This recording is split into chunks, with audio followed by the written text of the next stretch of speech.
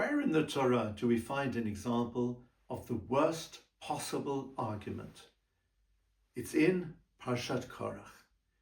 In fact, in the Pirkei Avot, the ethics of the fathers, we're taught that Korach v'chol adato, the argument of Korach and his followers, is the prime example of a machloket shelo l'shem shamayim, an argument which is not for the sake of heaven.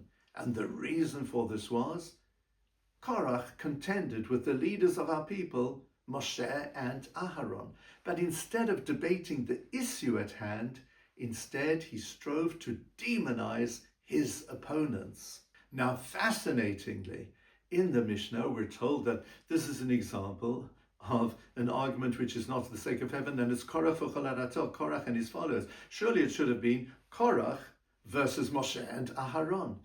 But this is a very perceptive comment, because actually Korach got a band of people together who all had one thing in common. They disliked Moshe and Aaron for whatever reason. They had a gripe against them.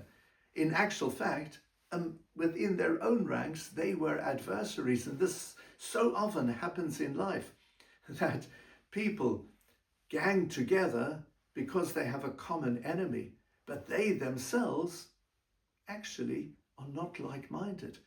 And that is what happened with Korach and his followers. It was an argument for the worst possible reason. But in the Mishnah, we're given an example of a machloket l'shem shamayim, an argument for the sake of heaven. And what's that? Hillel and Shammai.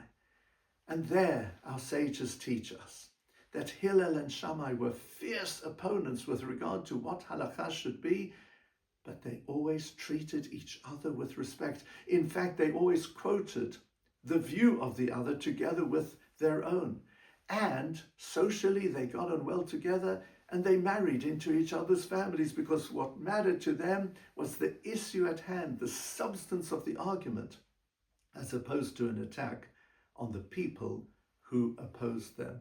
Right now, within our challenged societies, we so very often see arguments which are not for the sake of heaven. So therefore, when there is a need for a debate, for locking horns with others, for an argument, that's absolutely fine, as long as it is for the sake of heaven.